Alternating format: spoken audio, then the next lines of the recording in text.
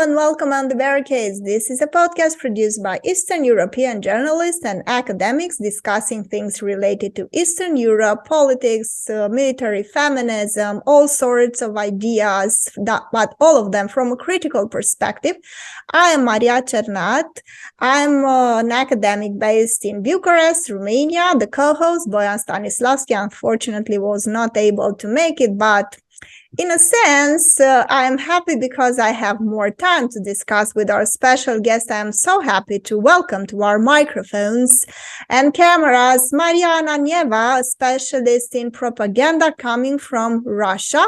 She also teaches the English language, and she is quite firm in her beliefs about what's going on in terms of propaganda in Russia. We discussed in the first half of our show the media landscape in general, because for most of us who do not understand Russian, this country is like a black box. We don't understand much about it, and we only understand what the Western media is discussing with regards to what's going on there. And in the second part, we learned that the most important media channels, at least in terms of television, are state-owned and are dominated by political commentary and news. And now I want to ask, of course, a very interesting question. I will present the situation in Romania. In Romania, unfortunately, even though we have publicly owned TV channels and privately owned TV channels, there is one thing that remains like a constant. And that is the fact that we have all male panels. And when it comes especially to the military, we have men discussing these problems as if women are not at all present. And let me tell you that we have very intelligent women specializing in international affairs, specializing in international politics and law, but for some reason they are not present. So I'm very curious, from what you saw, Maria, do you have important women voices present in the media arena when discussing politics and military affairs? Of course, yes. Again, thank you for introducing me to the public. The point is that, this gender balance in political TV shows is quite, I would say, is quite interesting in Russia. But I would say that it's quite similar to what you have just described in Romania. Yeah, the majority of experts is men, but of course sometimes women are also invited to express their ideas and thoughts. But these women, I would say, are mostly deputies, or as we call them, parliamentarians. And while trying to discuss or examine certain issues, I would say that they try to emulate or to copy the behavior of men. Yeah, and as for feminism and other post-materialist issues, they are considered to be quite dangerous in Russian society, and the great emphasis. Really? Feminism, I understand that the LGBT is dangerous, but also feminism, let us not forget that you have a very strong feminist tradition. You were the first to appoint a woman in the government, Alexandra Kolontai. You were quite progressive. So it is not like feminism was invented in the West. You had such important thinkers, and I just mentioned this seminal, this very, very progressive activist and a person that published a lot of books and had a lot of ideas, that is Alexandra Kolontai. So how come the first country that appointed a woman in the government came to think that feminism is dangerous? Actually, as for Kolontai, I even read a book about her, and I know that it was a progressive step just to appoint her a diplomat, the first female diplomat. But now, or what we are witnessing now, is just a bit, mildly speaking, it's a bit different from what we saw in the past. Right now, just feminism and some, as I have called them, post-materials values are considered to be alien to Russian society. Greater emphasis is being put on conservatism and conservative ideas. And certain laws have been passed by the Russian parliament just to kind of counter certain post-materialist trends. Yes, and one of such steps is to try to remove books that contain the information about the LGBTQ community, for example. Yes, so in other words, it's a ban on gay propaganda. Yeah.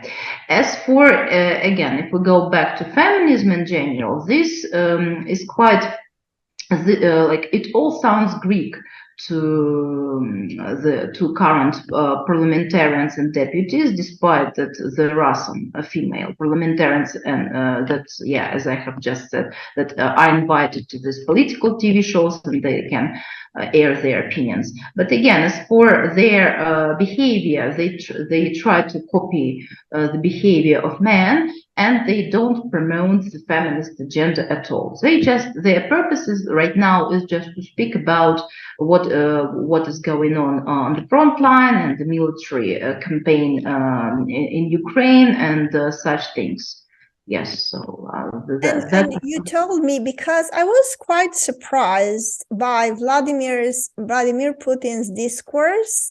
1 year after the war started, he had this speech that everybody commented on. And he said that in Russia, everybody could live as they like, but that the West is decaying and that the West is corrupt.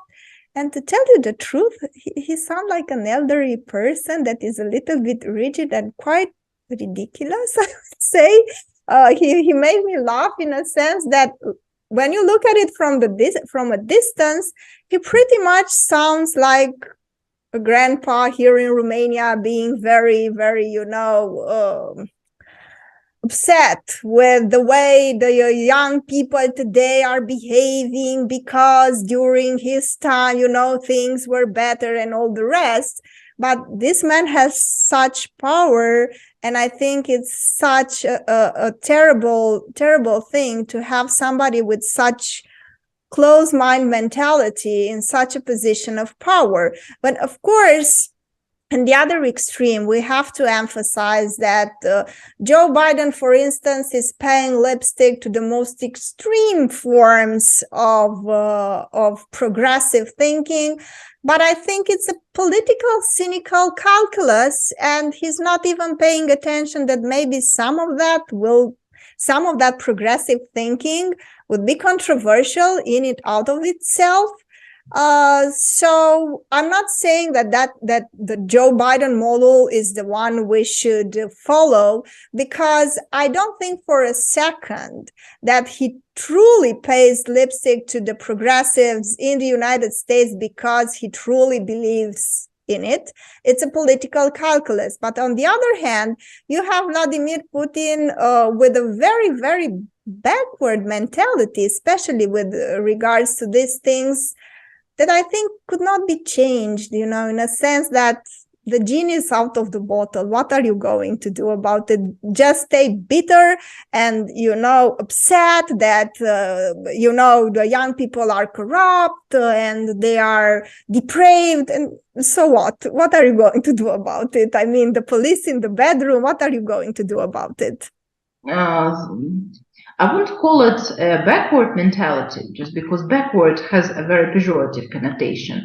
Just what Vladimir Putin aired once is a viewpoint shared by, let's say, the older generations. And as we know, this generation gap has always existed. Scientifically speaking, many living generations have been categorized into a couple of groups. like the silent generation, like that's the way it is called in the West, then baby boomers, and so on and so forth. So the current generation that we are witnessing now is Gen Z, like this, like young people who are quite progressive and who are supposed to advocate certain post-materialist values, like the green values and such like. Putin, in fact, again, Putin is not a young man, and definitely some of his ideas are tightly related to the past. Yeah, and that's why, like all that, like most of his attempts or most of his ways of changing the current status quo, of changing Russia, are mostly about the past. Yeah, and frankly speaking, like I wouldn't say that some people here know know something about the future of Russia. It's very difficult to predict what kind of Russia people want. Everyone, not everyone, it would be an exaggeration. Most people think about the past, the glorious past. That once we defeated Nazi Germany, that was great. The Soviet Union was great. Then some tumultuous era came in the 1990s. It ruined practically everything. And now, just what we are trying to do is recalling all those glorious days to get the justice. Yeah, and that's the way. Like Ukraine is also looked at. I mean that some attempts to get those territories are related to the past. Just yes, once like it was like the Soviet Union was a big country, then it collapsed. Putin himself described it as a great geopolitical catastrophe. Yeah, and we should look at the current situation through these lenses as well, like historical justice, if we can call that way. But that's a great problem, just because not all people would like to follow his suit. Russia is not only about older generations. As you have said, Russia is a diverse country, and just different voices are supposed to be heard, and even listen, and not only heard but listened to as well. Yeah, so that's what we can see right now. Yeah, I would say that's a big problem, because the way to project power is to inspire people, and especially younger generations, and that you're not going to do that by professing this rigid mentality that may have some appeal to a large population in Russia, but for the youngest and the most progressive, bright, brilliant people, I think it kind of looks a little bit odd. Now, going to another important question here. I often told in this program, and I'm thinking this is the case not only for Romania, but other important parts of the world, there are right-wing elements who are pro-Russian, but I would say for the most toxic reasons. What do I mean by that? They tend to project on Russia right-wing aspirations. I heard, for instance, Romanians who are pro-Russians, but I heard Republicans and conservative people in the United States referring to Russia as some sort of promised land of the conservatives. What do I mean by that? Referring to Russia as one nation that is white, that is coherent, that is ethnically pure, that is following its national identity, that is determined to assert its national identity, that is anti-globalist, that is nationalist, and all the rest. But I know that there are many types of ethnicities in Russia. A lot of people live there who are not one and the same. And I would like you to probably shatter this myth about Russia being so coherent, so white, so, ethnically pure, as they refer to it, and so, conservative. yeah. On the one hand, it's great to hear such things that, you know, Russia is a great country, that it's like it's a paradise or something like this. On the other hand, we should understand that just certain stereotypes are involved in this. And the purpose of these stereotypes is just to maybe to vilify other Western countries, and to show that that Russia is the best example and we should follow its suit and so on. I wouldn't call like Russia a coherent country. First of all, Russia is a diverse country and it has always been famous for its ethnicity. Yeah, and different ethnic groups and different, I would say, different groups that that can coexist with each other peacefully. Yeah, at least they, I think, have managed to do that, or they have learned how to do that over the recent decades. Yeah, and just in terms of conservatism and all these ideas, of course, right now they are on its rise. Yeah, but that's not something new, because in the 19th century, Russia witnessed the emergence of two camps. Like the first camp was about those who were called patriots, and those who advocated all this Slavophile things. The other camp was pro-Western, and then there was a certain schism between them, and so this schism always fueled the tensions. Right now, we can see practically the same story. Just conservatism is used, as I said, or the conservative agenda itself is used in order to promote or to pursue the interests of a particular group of people. And just that's the way of playing into their hands. That's the way I see it. But it's not mostly about certain deeds. I would say it's mostly about words. If we take a look at the divorce rates in Russia or at some other things, we will see that definitely Russia is not a conservative country here, and it is supposed to learn a lot how to be this paradise and how to be a real champion of all these ideas. But tell me, because it's a paradise, but I told you from a progressive point of view is something horrible, you know, because if you look at what these people are saying, they are projecting on Vladimir Putin this kind of toxic masculinity values that they aspire to, you know, that he's the leader, he's the man, he cracks down on minorities and on feminists. And for some people, that is the ideal way to behave, but I think for most of us, it's not. And I would like to know, what is the biggest minority and what are the most important minorities that coexist in Russia? And I'm asking this because there is this idea that apparently was put forward by Zbigniew Brzezinski, the advisor of Jimmy Carter, and he said that at some point Russia has to be partitioned into regions dominated by certain minorities, ethnic minorities, in order to defeat it forever and never allow it to put any sort of and to be dangerous for the West. Yeah, this rhetoric is quite familiar to me. At the same time, it is quite infamous. And unfortunately, as I have heard, right now these debates are underway. Yeah, not just in the United States, but in some European countries. And moreover, those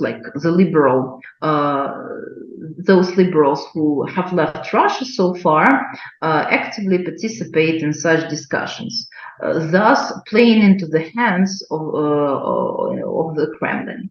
Yes, and there are those who really dream of the Russia's petition. But the point is that, just, I would say that this rhetoric is quite, it has nothing to do with reality, I mean, and just it's about it's weird even to talk about that. As for the composition, the ethnic composition of Russia, of course, it's, as I have said, it's quite diverse. So Russians, of course, or they come first in terms of the population. Then we have such ethnic groups as Tatars, yeah, and then Chechens. You know, maybe you may have heard of the problem in the 1990s, like when Chechnya tried to gain its independence from Russia. Tatarstan, by the way, wanted to do the same, but to no avail. Then, so Tatars, Chechens, then we have the Bashkir ethnic group and other groups. Yes, so I mean, but as for the Russians, of course, they come first. Yeah. I understand. So tell me a little bit about the discourse. And this is the for the last part. Tell me a little bit about the discourse of Vladimir Putin. The discourse that he gave was in stark contrast with the discourse Joe Biden gave in Poland, in a sense that while Joe Biden relied a lot on rhetoric, he basically didn't say much. He said, and he repeated all the talking points the Western leaders put forward since the war started. But Vladimir Putin spoke for almost 2 hours, and he gave a lot of data, he gave a lot of references, he put forward plans. He had this short intervention about the LGBT that we already covered, but besides that, that was to say like 2 minutes, and the rest of the discourse was about his plans, the economy, his ideas, giving a lot of rights to the military personnel, investing in science, helping families. But to tell you the truth, it was quite dull and boring. But let me tell you, are the Russians accustomed to this? They wait for this type of discourse. How was it perceived? First of all, there are different types of speeches. Like this time, Putin addressed the Federal Assembly and the politicians, and his such speeches are completely different from his statements or his addresses to ordinary citizens. And of course, this very intervention or contribution was completely different from what he did on the 24th of February when the war started or broke out. As for his 2-hour-long talk, frankly speaking, then it could just it could have been narrowed down to some bare essentials. I mean that just we personally, those people, I mean, have read or observed a lot of his speeches. We have heard nothing new. The same story that Russia will gain the upper hand over the West. That we must do a lot of things just to achieve this. Of course, that we are the victorious nation, and just that certain values are supposed to be promoted and aired. Yeah. As for Biden, of course, I think that's the rhetoric. That's one of the peculiarities of Western rhetoric. Yeah, Western speeches are supposed to be concise and clear. Biden's rhetoric was general, but it was similar to some pre-electoral statement, kind of this. And just the point is that his purpose was to elaborate a grand strategy, while Putin, as I think, sought to give as many details as possible just to show that everything is going according to plan. That's the way I see it. But actually, he then described his own speech, and he said that, frankly speaking, speaking and listening to what I'm saying are completely different things. Like they are like chalk and cheese. That was his own words. Yes, that was sometimes he shows a good sense of humor. He's quite. Yeah. Self-irony. But I saw him that he went on the stadium and he had this type of, theatrical discourse at some point, addressing the people directly.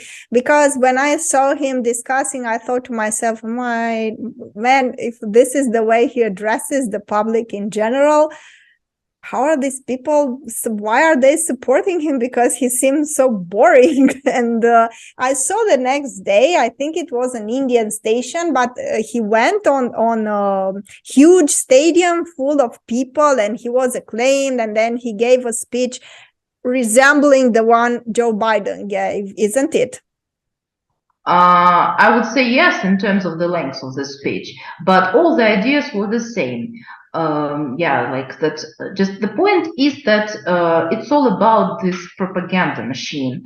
Like all the messages are supposed to be they are supposed to circulate in the media, and they should be shared by different politicians, talking heads, journalists. And then they become kind of enshrined in people's minds, or they become etched onto the people's memories, and then just they can use these ideas. If you take a look at different people, if you try to speak to those, who are pro-Putin or pro-war, then you will see that they unfortunately use the same cliches and the same vocabulary. It's all about values. That's about our attempts to change the world order, to get some justice, to get rid of Western shackles and such like. So Putin is just the quintessence of all these things. And like for I think for political scientists, he has said nothing new. Just everything was the same. And even this speech was like, I mean, that the speech that this 2-hour speech was completely similar to what he delivered last year, and so on and so forth. So yeah, but an important element was that he, for example, he said that no one would be kind of persecuted for his or her own opinions. Yeah, and yes, that no significant punishment would be delivered to these people. And then, like the same week, or just one of the state regulators, it's called Roskomnadzor. Yeah, every week for a couple of months, Roskomnadzor, that's the state regulator, has been issuing a list of foreign agents. Yes, and just right after his speech, Roskomnadzor didn't publish anything. So that was quite an interesting coincidence. Maybe that was just that was one of the reflections of his speeches. Yes. Very interesting. Very interesting. So no retaliation after the speech, and you have the state institution that basically issued blacklist of people who are foreign agents, and after he gave that speech, they haven't issued that kind of list. Very, very interesting. But that was just once, but at the same time, yes, the link, I think, is quite obvious. Yeah, but tell me, what is the most disgusting form of propaganda you came across in the West with regards to Russia? What was your biggest disappointment in the way Western media portrayed Russia or Russians? And what was your biggest disappointment in Russia in terms of propaganda? Yeah, as for my feelings, and just I wouldn't say that I have been disappointed by some messages, just because that may be difficult to be disappointed by propaganda. Propaganda is always about exaggerating, and in most cases it's all about exaggerating and oversimplifying things. But what I have personally got tired of is all these cliches that Putin is the new Hitler. Just for me, this very cliche is overused, And as I see it, it has nothing to do with reality. Actually, the very idea of Western media to equate Russia with Putin and Putin with Russia is quite, I would say that it's quite foolish. And it again plays into the hands of the Kremlin. Yeah, just because they use it to say, look how they portray us. You have to follow my lead because I will protect you from these people that portray you like this. This is the way they spin it. Yeah, but just all these comparisons betray shallow analysis. Just like again, the West, the Ukraine conflict is something that the West hasn't seen for many decades. Right now, of course, it's like it is being presented as an existential threat to national security, international security, and of course, some historical parallels are quite striking. That that it can be they say it can be compared with what we saw in the 1930s and in the 1940s, just the same strategies and the same weapons. But no, just Putin, I'm very sorry, but Putin and Hitler are completely different things and completely different people. And but while disseminating this kind of information, the Western media, I would say, shifts focus away from things that are much more essential. I mean, the lives of ordinary Russians. Yeah. And the things that they have to experience on a day-to-day basis. Just for them, Russia is Putin, yes, and Putin is everywhere. That's why it's always he has always been part of different caricatures and cartoons. Yeah, and also the Russian bear, of course. But as for the Russian bear, yeah, it has existed for centuries. We cannot do anything about it. That's like one of the key symbols. But Putin right now is everywhere, and then it's just as if there were no other people. So that's what I don't like about this. As for Russian propaganda, frankly speaking, it's different, of course, from Western propaganda in the sense that it's not so subtle. And just it's not subtle, but at the same time, it works. And it has an impact on those people who don't have critical thinking skills and such like just those people who have no time to think about what is going on around them. But for me, just the key, the biggest pain in the neck, is, if we can call it that way, is is an attempt to persuade people that Ukraine doesn't have its own statehood, that Ukraine is not a state. Yes, and just that it's a puppet state, and it's a puppet state in the hands of the West. Yeah, nothing else. And by looking at the story through these lenses, the Russian government, let's say, has both overestimated and underestimated Ukrainian nationalism. So they just, politicians just don't know what it is. Yeah, so while looking at the story through these lenses, through these oversimplified lenses, you may easily arrive at the wrong conclusions. And if you always repeat and you repeat it time and again, yes, and you start believing in that.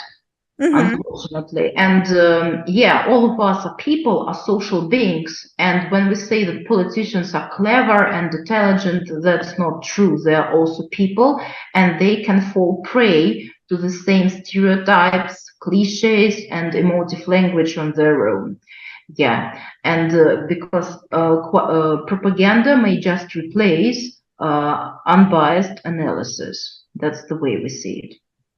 Thank you so much, Maria. I think what you said here is very, very valuable, and I urge the viewers to follow what you said and provide us with important comments and questions. We We will try to invite you and to have you back on our show, because it's important to discuss Russia with Russians and to have this kind of clear-headed, rational analysis of what's going on, at least in terms of propaganda. Thank you so much for being here with us. And to our viewers, if you like what you saw, please consider subscribing to our channel, donating to our page, patreon.com/thebarricade, or via PayPal. Support us. We have a small community of donors to whom we are very thankful. And thank you again, and see you all next week. Thank you for having me today.